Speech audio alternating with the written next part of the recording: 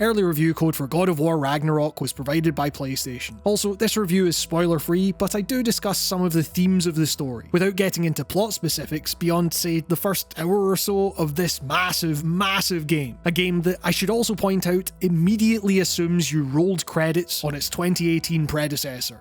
Bear that in mind before jumping into the sequel. And with that out of the way, on with the review. Look, outside of a video I made talking about Atreus representing probably the best, most convincingly written young character in a video game, I've made no big secret about the fact that 2018's God of War as a whole didn't do a lot for me. Now, before you jump down to the comments, this is just me. I know other people loved it, but its combat didn't gel with me. It felt rigid, its exploration overly linear and restrictive. But biggest of all, while Atreus was written well, the larger plot driving him and his dad, the pace at which their relationship developed, was often languid, spending hours wondering if this was finally going to be the point at which Kratos gave his son one comforting pat on the shoulder. Kratos obviously had no idea how to be a dad, but to spend so long with these characters, only for them to make the slightest of progress as a team, for an angered boy to turn to a worried boy, made the Sony trademark cinematic prestige it was all wrapped up in appear a little off. Like some of these moments were not quite the gargantuan emotional developments in the father-son relationship the game seemed to treat them as. You may think of them as right or wrong, but my personal biases were not particularly favourable to this new sad dad version of Kratos. Cut to 4 years later though, and suddenly I've spent 30 hours with its sequel, the upcoming God of War Ragnarok, and I've enjoyed myself a whole lot. I felt so much more willing to go along for the game's ride, more appreciative of its scale, its beautiful sights. I've been downright excited to get in about the game's numerous combat scenarios dotted along its lengthy strolls, and most importantly, I've been invested in its characters, cherishing the way all these complicated relationships seem to have bloomed and developed over time. Further, while the game still has its imperfections that may or may not just be a me thing, your mileage may vary, those imperfections seem to fit in an odd way within the larger themes of Ragnarok's story. How is all of this possible? How did a series that previously did so little for me end up winning me over like it has? Well, I think the first answer is pretty obvious. While it's maybe a shame that a lot of this game's details will likely go completely over your head if you haven't played the first game, with the recap in the menu failing to completely capture just how much is pretty instantly at play here. Weirdly, and I guess ironically given the title of the game, Ragnarok feels like a much more compelling starting point for these characters. That is to say, it seems as if Kratos and Atreus spent the entire first game getting their relationship to the point where it wasn't defined purely by dysfunction. We've gotten Kratos beyond the stage of some weird alien who seems like he just learned what a son is, and 3 years later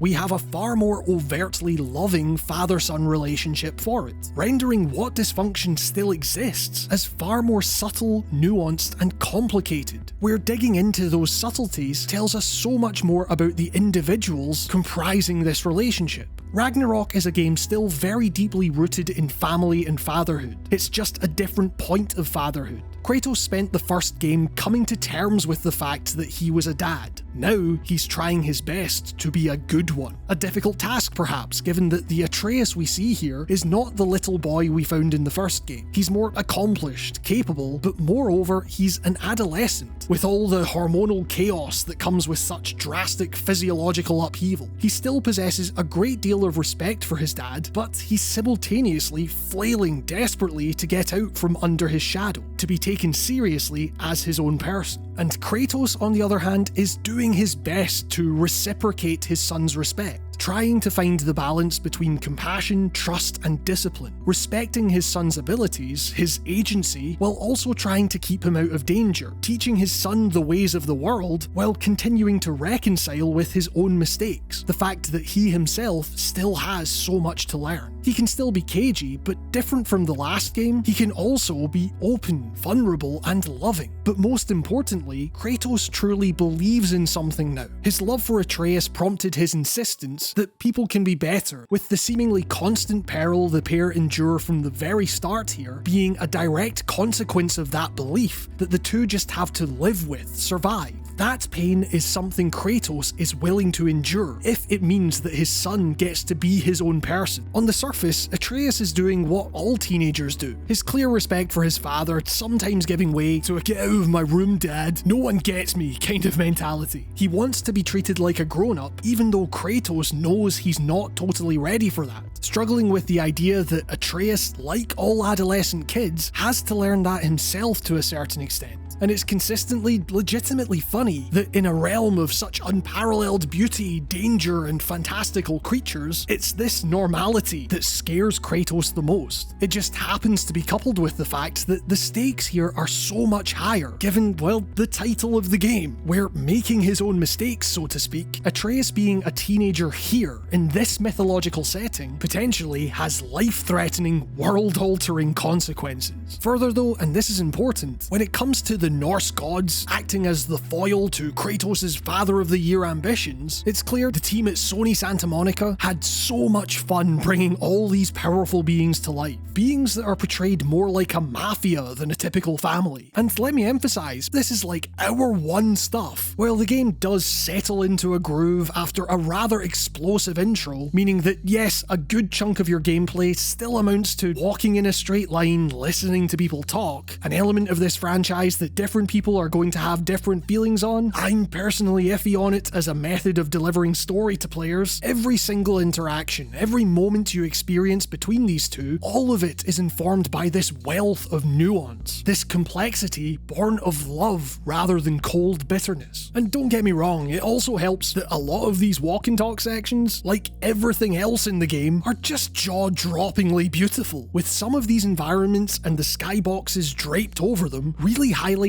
just how epic, how otherworldly the journey you're undertaking actually is. I mean, there's really something that gets me giddy about being able to look back at what is now a speck in the distance representing the starting point of the journey. In every way, the scale of this game really can't be overstated. This is the most prestige Sony game of all the prestige Sony games, and it runs at a silky smooth frame rate with the performance mode I played on. I can't even talk about most of the stuff you'll see because of spoilers, but the detail on show here, and the fact there's just so much of it across so many of these wildly varied and staggeringly vast environments, makes me feel like I've only just scratched the surface with the dozens of hours I've put into it. But the technical side of things goes way beyond visuals, and of course Ragnarok shines in those other departments too. I've said this many times before, and I'll say it again. 2 years into the console cycle, I think the DualSense is the PS5's truly defining feature, and as someone who has been championing the tech despite its inconsistent use, hell, I made a whole video deep diving different games that use it, there are few games that utilize the haptic feedback especially as fully as Ragnarok does. It legitimately makes me enjoy the combat more than in the first game, where each swing of the axe or pounding of the fist is lent an additional bone-crunching ferocity that pulses through your hands. It's a story device, a means of conveying character, reflecting the sheer strength with which Kratos crudely, brutally hacks through his foes, with the infamous recalling of one's axe now generating a hearty thud in your palms, not unlike you've just caught your own mythical bladed weapon. And there is definitely a part of me that feels a little weird that this is a God of War review and talk of combat is so far down my list of priorities, but don't let that give you the wrong idea. As I say, even putting the vibration to one side, the melee has finally clicked with me. It's not without its issues. Certain enemies straight up suck to fight here, almost always because of Kratos' insistence that while he seemingly has great situational awareness, he seems pretty focused on what's directly in front of him at any given time, and nothing more. Are you sure you couldn't just do a little swing to the side there, Kratos bud? That said, there's a really satisfying rhythm you can get into as you roll and dodge your way around your foes, managing to group a bunch of these big dumb monsters together in front of you and really letting them have it with the juggles, switching up your weapons on the fly and seeing your enemies cower in a torrent of ice and fire, zipping around the fairly open battlefields and parrying the seemingly unparryable. It's quintessentially video gamey, it's visceral, it's hard-hitting, it's faster paced than it looks, it's challenging in that even a relatively small group can wipe your health if you lose your rhythm. It's a damn good time. But trust me on this, there is way more that I want to talk about in that regard, but I can't because of spoilers. Let's just say that one of the things that turned me off the original game was that wedge that seemed to be placed between gameplay and story. It seemed like they had a narrative they wanted to deliver, and they had to put in some combat to justify being able to sell it as a video game. For now, I'll say that Ragnarok feels like a far more complete package than the original when it comes to pairing narrative and mechanics. And with all that in mind, it seems like Ragnarok is a pretty unanimous hit, right? If even I'm spouting this much positivity about it, well, it's complicated. While I'm just happy I enjoyed this game way more than I expected to, I do think it retains some real core structural issues carried over from the original that to me bear talking about, at least, in amongst the barrage of praise this game is obviously deservedly going to get as the reviews roll out. For example, as much as the basic mechanics, the feel of combat is doing for me now, my dislike bordering on disdain for the RPG and stats game attached to it, how heavily it's foregrounded across the entirety of Ragnarok's runtime, knows no bounds. For me, sitting at that most undesirable of intersections between overwhelming and dull. Its half-baked nature becoming apparent to me in the fact that I never felt like I was building my own version of Kratos with it, as much as I was just playing an arbitrary numbers game, having to navigate all these pretty unwieldy menus, with none of it having enough of a tangible impact on the moment-to-moment action to feel worth the time investment. I guess I just wished that the whole system, with all its stats for individual pieces of armor and weapons, for luck and cooldown, and amulets and all this stuff with their own requirements of materials and stats to use, let alone upgrade,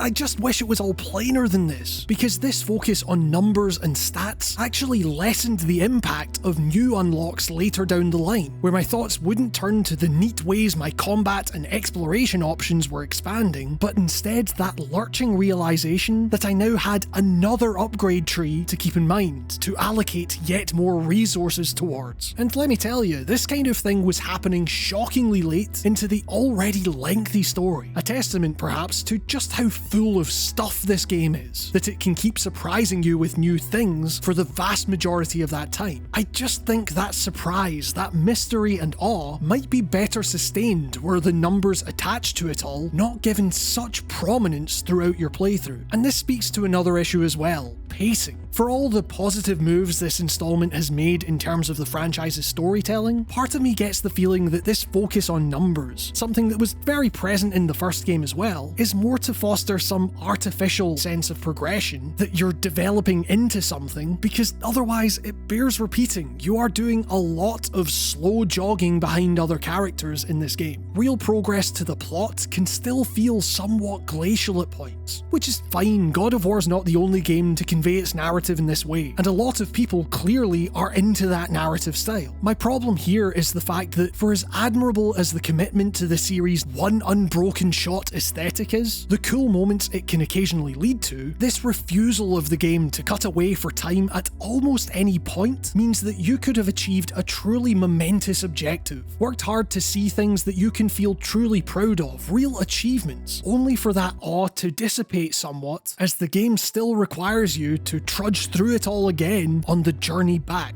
I mean, you've got to get back home, don't you? The game now having to fill that space with lore conversations, as you mainly just hold up on the analog stick. All of this to say that Ragnarok is a long video game by single-player cinematic action game standards, and within that massive runtime, I couldn't help but identify some fat here or there that could probably be cut, without even sacrificing the one-shot cinematography. You know, there are a couple of moments where they get creative with the camera to achieve such an effect, in order to do more justice to what would remain the truly epic tale being spun here. And all of this, in theory, should disappoint when you perhaps wanted more out of certain threads, a byproduct of the fact that the game is so eager to pull as much from this mythology as it can stuff onto a disc that it would be impossible to give equal time to every character, to resolve absolutely everything without turning the game into some 100-hour monster. But here's what you might call my big point with all of this. At the end of the day, I think that's just it. If there's anything that this game is truly about in its ruminations on the familial and everything thing that comes along with that, it's that family is often about as messy a thing as you can get in this world. Family here is a microcosm of the larger societal clashes happening around Kratos and Atreus. The clashes that, in their case, at this scale, threaten to shatter the very nature of this world. As I can imagine a lot of people can relate to with their own families, every character has their reasons for doing what they do, believing what they believe, and as such, finding a workable compromise can often seem impossible. Atreus in particular believes in his childlike innocence that if he can just do this one thing, then everything else will fall into place and sort itself out. But as with the game's very prevalent examination of prophecy, of fate, and what ability people have to self-determine in the face of all that, rarely does anything work out as simply as our hero intends. People get hurt along the way, whether expected or otherwise. People blame each other as well as themselves, regardless of how justifiable or deserved that blame is. In short, people mess up. They get things wrong, even when they're trying to do right. Every decision ripples out into a million other decisions, consequences, new realities for everyone involved. And while it's perhaps ironic then that the game representing all of this is so linear, so thoroughly directed in its systems and structure, what it manages to show off incredibly well is that in the face of the mind-bending complexity and absurdity that comes with just navigating life, especially as a familial unit, and in Atreus' case, one not necessarily limited to the nuclear, but one that forms around him, understanding that the other parties in your life are just trying to do the best they can, steering them as far from danger and harm as you can, is all we can really do. The chaos that follows might be daunting, but it's ours. Regardless of how the prophecies end, the adventures we have along the way, the things we learn about each other and how we grow as a result of that communication, navigating that human complexity, that nuance, those are the kinds of experiences that make family worth holding on to with all you've got. And, in my eyes, make Ragnarok worth playing, even at its most subdued and relatively languid. Every moment, no matter how slow, feels as if it's contributing to the unravelling, messy, but unique tapestry of what it means to be a true family. I guess you could say then, to answer that question I asked way back at the beginning of the piece, that Ragnarok didn't really change a whole lot to win me round here. Mechanically, structurally, it is very much more of that original game, seemingly with a lot of the issues that come with that. But crucially, by giving the game that more complex, nuanced, and compelling grounding in that evolved relationship between Kratos and Atreus, the ripple effect from that nexus point, across combat, exploration, and the wider plot, is more significant than you might think. As is the case with real-life family, it allows you to see past all the little things you wish you could change here or there, to set aside those quibbles, those things that one person says or does that drive you absolutely nuts, and instead focus on the bigger picture, relishing the fact that you get to spend so much time existing within something teeming with such overwhelming love. Thanks to Sony for the early review code, and thank you so much for watching. Be sure to like and subscribe and check out my podcast if you're so inclined. As always, these videos are made possible by the support of my wonderful patrons, whose names you're seeing on screen now. They've also been getting access to exclusive videos I've been producing, pieces on teardown, games criticism at large, fully produced scripted videos that feel like a better fit on a smaller platform like Patreon. If you want to help the channel continue and see more content, as well as entirely ad-free uploads, just head to patreon.com/writingongames and pledge only what you feel comfortable with. I am forever thankful for your support in whatever form it takes. Special thanks go to Mark B. Writing, Artyom Vitsyuk, Charles J. Liu, Alistair Dunn, Vitautis Catharsis, Matthew Bowman, Ben Pace, David Karstens, Mike G, Tom Webster, Max Cohen, Danis Sikauskis, Christopher Faherty, Nicholas Villeneuve, Nelwyn Palacios, Ruth Knapman, Yoga Shishbande, Leah Chinello, Captain Knusprich, Bryce Snyder, Lucas, David Björk, Winter, Timothy Jones, Matthew Grover, Urban Cheese, Tommy Carver Chaplin, Dr. Motorcycle, Shardfire, Lynn Browning, Cameron Siniceros, Vila Nurmi, Spike Jones, Dallas Keane, Charlie Kimball, Jordan Midler, and Charlie Yang. And with that, this has been another episode of Writing on Games. Thank you all so much for watching, stay safe, and I will see you all next time.